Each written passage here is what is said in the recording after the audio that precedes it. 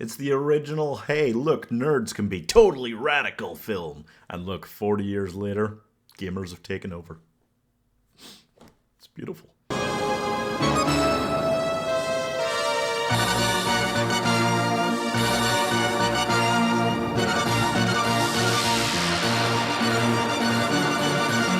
Yes, before Jeff Bridges was the dude, he kept randomly referring to himself as the kid like some loser.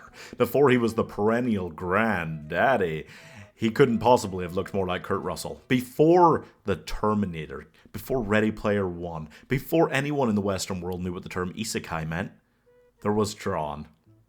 Of course, it wasn't really as good as any of those things, but hey. Tron stars Jeff Bridges as Kevin Flynn, a computer programmer who attempts to break into the master control program at his old company Encom to prove that he made a bunch of video games, not the guy that stole them off of him. I mean, you're already seeing where, like, plots like Free Guy, like, just took their entire thing from, right? Yeah, anyway.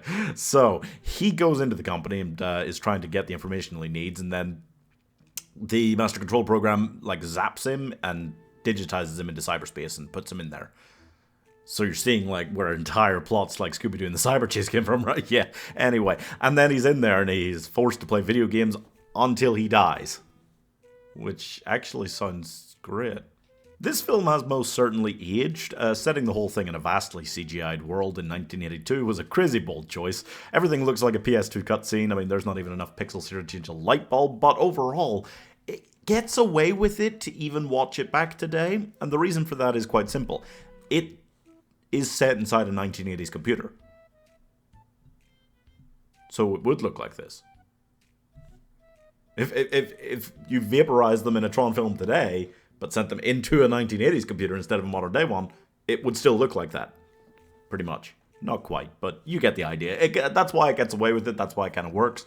And it just has that, I don't know, the kind of like blocky nonsense of this world has a similar vibe to these kind of 1960s sci-fi serial films. And I guess it also works because this feels like the exact crossing over point where we went from that being the sci-fi genre, like those old 60s, like, let's go to Mars, Dirk Ductley, and finally, like, you know, it feels like the exact moment we crossed over from that being the sci-fi genre to modern sci-fi films. So he gets into this computer, he, you know, meets Tron, a great hero who fights for humanity against the computers. He's got to play computer squash, realizes if you die in the game, you die for real, the whole shenanigan there.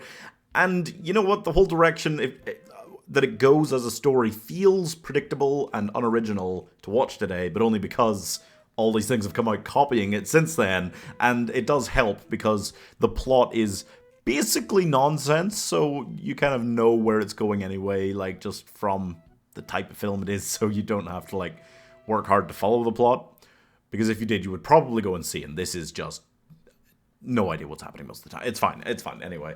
I gotta say that after watching this, I mean, I feel like I had seen it before, but when I was too young to really appreciate it.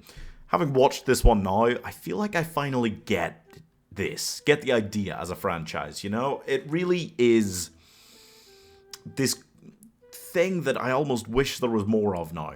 Not that I think any Tron film individually that I've seen is phenomenal. I just feel like I'm surprised, that this didn't spawn like 80 sequels in the 80s.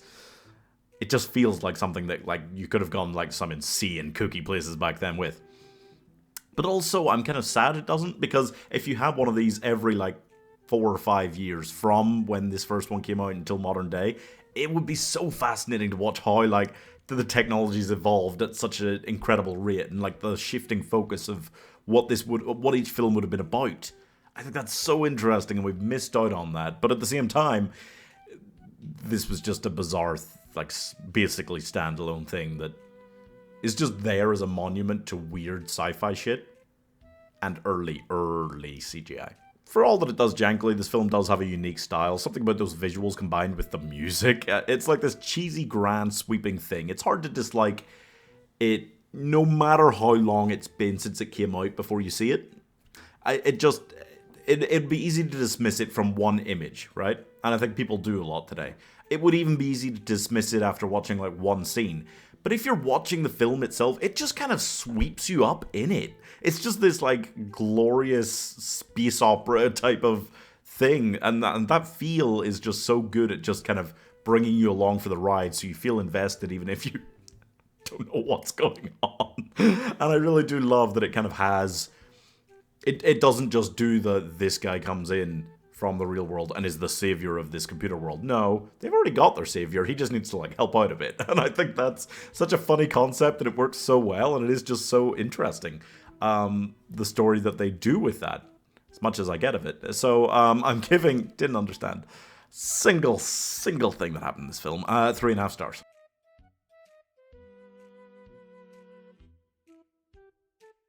I mean, just...